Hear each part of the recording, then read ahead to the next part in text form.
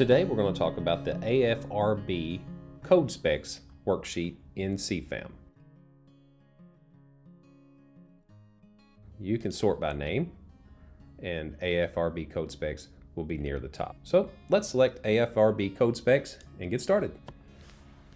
When you first open the AFRB Code Specs worksheet, you'll notice that it's a lot of information, much like what you see over here.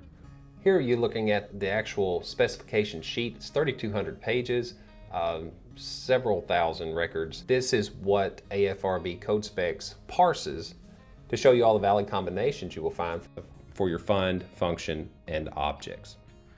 But let me show you the magic or the power of the AFRB Code Specs. So I'm going to select my valid year, 23. I'm just going to look at expenses for now. You can also do this for revenue. And I'm going to do 3,200. Just did a video on the 20% net legal balance, and the transfers into 3,200 are relevant to that law. So please check out that video as well.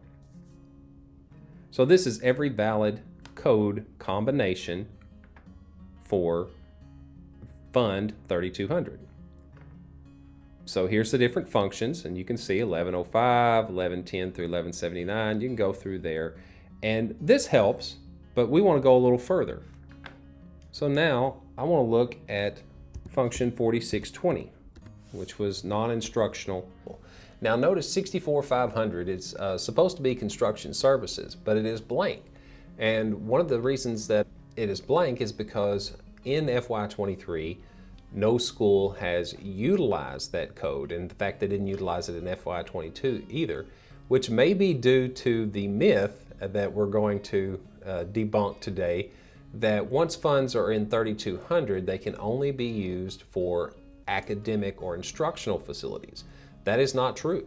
You can actually use these with athletic facilities if you need to replace a roof on a gymnasium or something of that nature. And we're going to prove that today, both using the AFRB Code Spec sheet in combination with the SIS Code Checker. And to do that, we're going to go to epscan.org, and we're going to find on this year's Financial Handbook, Accounting Handbook, we're going to do a Control F or Command F if you're on a Mac and do a find for 64500, and we can see the description. Now this would have showed up in CFAM had a school district utilized this code combination, but they had not, so it didn't appear. But this is a valid code.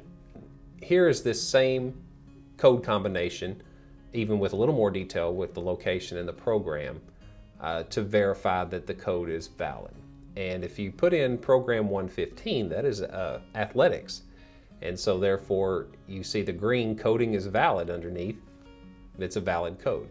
So you do get some description with SIS Code Checker, but you get a little more granular description with CFAM, along with easier access. That concludes our video on the AFRB Code Specs worksheet.